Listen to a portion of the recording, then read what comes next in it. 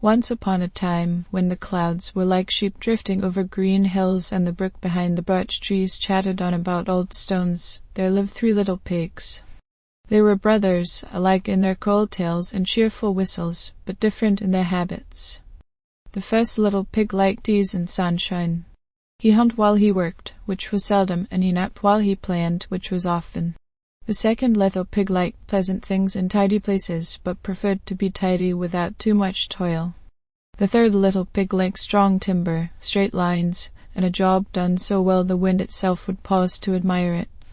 When it came time to build their own homes, they parted at the bend in the cart path with a hug and promises to visit on Sundays. The first little pig bought straw golden, warm, and fragrant from a farmer's wagon. He stacked it high and bound it tightly, and by the second afternoon he had a house that looked like a dun-colored lantern in the clearing. It rustled when you stood beside it. When the breeze combed it, the house sighed. The second little pig bought a load of sticks, straight and almost straight, from a woodcutter's boy. He tied them in bundles and wove them cleverly, wall upon wall, framework upon framework, until he had a house that felt like a snug basket. When the wind leaned on it, you could hear the faint tapping of twig against twig, like fingers on a tabletop. The third little pig hauled bricks from the kiln. He mixed mortar, spread it true, and laid bricks with the attention of a clockmaker. He set a stout door with iron hinges and a latch that clicked home like a promise. He built a square chimney, plumb and steady, the kind that made blackbirds choose the nearby elm for the singing spot because the brick had too much dignity for perching. By the time he was done, a house had a way of standing that made even the evening feel settled. Now, not far beyond those hills, a wolf roamed. He had a coat that might have shone if he had bathed more, and eyes like bent nails, sharp, a little crooked. He lived on the edges of things, the last hedge, the in-between paths, the places where fences went from being fences to being broken sticks. He hunted small hares, raided an occasional hen-house, and kept an ear turned toward the lanes where news traveled. When he heard about 3 little pigs building 3 little houses, he licked his chops and said to nobody, a winter's worth of suppers, if a wolf plays his cards. On a day when the sky was mild enough to lull guard dogs to sleep, the wolf padded down the cart path and came to the clearing with the straw house. He sniffed hay and sunlight and buttered bread crusts. He knocked with a knuckle that had done too much knocking. Little pig, let me come in," he said, low and polite, hoping for a foolish heart on the other side. From within, there was the quick scuffle of hoofs and the hurried straightening of a chair. "Not by the hair of my chinny chin chin," cried the first little pig, who had always liked the sound of that phrase when he'd heard it in stories. He felt brave for saying it. "Then I'll huff, and I'll puff, and I'll blow your house in," said the wolf, and he set himself wide like a bellows. He drew a breath that made his ribs show like barrel staves, and blew. The straw house tensed inside, then began to comb itself apart. The walls bowed, the roof bowed lower, the door skittered like a leaf. The wolf blew again, and the house became a tumble of golden ropes. The first little pig squealed and darted out. He was small but quick and shot down the path to his brother's stick house. The wolf laughed, a scratchy sound like bit gravel. He gave chase, but pigs know their paths while wolves paused to sniff, and so the first little pig reached the second's doorway and slammed it behind him. The house rattled, but it held. "Brother, he blew my house into the next county," cried the first pig, gasping, his ears flat with fright. "We have walls upon walls," said the second little pig, patting the door-frame. "We have weaving and bracing and good sense. Be calm." The wolf arrived wearing a smug grin and the scent of straw. He knocked a hard rap. Little pigs, let me come in. To not by the hair of our chinny chin chins," they chorused, feeling a little braver for being 2. "Then I'll huff, and I'll puff, and I'll blow your house in," the wolf said. He planted his paws, lifted his chest, blew until a leaf skidded from under the stoop and the fence beyond rattled. The stick house shivered. Joints squeaked. A small bundle of twigs at the eaves slipped. He took a deeper breath, eyes narrowing. He blew until his own breath startled the birds from the hedge. The woven walls began to unweave. A seam parted with a sound like a sigh. The door strained in its frame, then flung inward as the latch gave. Twigs spun like a startled flock. The pigs didn't wait for the walls to fall. They streaked out 2 blows side by side, and the wolf lunged, claws scratching on the trodden earth. "Run!" cried the second pig. "To our brothers!" They ran. The wolf followed, but the cart path did a little trick it had done 100 times for the pigs. It sloped gently where a wolf expected it flat. It bent right where a wolf hoped it was straight. It was friendly to hooves that had learned its shape since spring. The pigs reached the brick house, flung themselves inside, and the third little pig swan shut the door and set the latch with a heavy, serious sound. The wolf arrived a moment later, sides heaving, eyes frustrated. He circled the brick house once, twice. He ran a paw along the mortar, scraped a claw on the hinge, and scowled at his reflection in the window glass.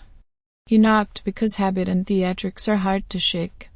Little pigs, let me come in, not by the hair of our chins," came the answer, but this time the words were accompanied by the low, steady sound of a kettle beginning to sing. The third little pig had put water on the fire as soon as he'd seen his brothers racing over the hill. "Then I'll huff, and I'll puff, and I'll blow your house in," the wolf announced, putting on his old cloak of confidence. He blew, and the smoke from the chimney wavered. He blew again, and a leaf fluttered from the grass. He blew until his head swam and his chest ached and his eyes watered. The house, being brick and handled with patient hands, did what it was made to do. It stood. The wolf sat back on his haunches and glowered at the square chimney. He tried to smile as if this were just a friendly visit and he had all day. In truth, the wolf did have time, and wolves have patience when a meal is involved. He slunk away into the pines, and if the pigs pressed their ears to the door, they might have heard his paws in the needles. For a few days he stayed out of sight, but not out of mind. He prowled at twilight and watched the windows where lamplight pulled on the sill. He listened to the clink and murmur of pigs eating together, and he grew hungrier and thinner and meaner. On the 5th morning, when mist lay in the dips like woolton on briars, he called in a voice he thought was friendly, "Good day, little pigs. There's a field of turnips beyond the mill, fat and sweet. If you like, we could go together at 6. Society is so much better than solitude, don't you think?" The third little pig, who understood wolves the way masons understand foundations, said, "We adore turnips, but 6 is too late. We'll go at 5. And of course they did, trotting back with their basket before the wolf had finished combing the burrs from his tail. When he arrived at the fields, the turnips were a patchwork of neat little holes, and when he sniffed the path, it smelled like pig joy and breakfast. He howled, which did nothing at all except frighten a crow. The next day the wolf tried apples. "There's an orchard by the river with fruit like candles," he called. "Shall we pick some at 7? "At 6, dear sir," the third pig replied, not unkindly, and at 6 the brothers were already strolling home with a sack of apples, laughing at how heavy it was. The wolf reached the orchard and found only the faint echo of laughter and the correctness of trees standing with their fruit still high, because pigs climb ladders better than wolves expect. Another day passed, and humiliation made the wolf inventive and not at all careful. "A fair is set today on the green," he cried, "with new pans and ribbons and a butter churn that sings. Perhaps we will meet at 8. "At 7, came the answer. The 3 pigs went early, bought a copper kettle with a firm little lid, ate nut cakes, and came home along the path. They were only halfway back when they saw the wolf on the ridge. "Into the kettle," said the third pig, not missing a step. The 3 of them rolled it onto the path, jumped in, pulled the lid down, and when the slope tipped the kettle, it went tumbling, round and round, gathering speed, humming, whirring, a flying copper beetle. It barreled past the wolf so close he smelled his own reflection, and it thumped to rest against the brick stoop with a clang that echoed off the hills. The lid popped up. 3 pink faces emerged, dizzy and laughing. "Good day," they called, and went inside with their kettle while the wolf stared and tasted dust. Days turned colder. The wolf's patience thinned to a wire. He crept back to the brick house one night when the moon had stolen the last warmth from the earth. He brought a coil of rope and a plan. If he could not blow down the house, he would climb it. He looped the rope over the lowest bricks of the chimney and tested it with a tug. He had climbed trees and fences. He could climb this. Inside, the third little pig heard a faint scrape and felt the draft change in the flue. He nodded to his brothers, who moved as a team now, wordless the way practiced dancers are wordless. The kettle, filled and simmering for tea, was nudged to the hearth's center. The fire was fed, and the flames rose, orange and gold and steady as a promise kept.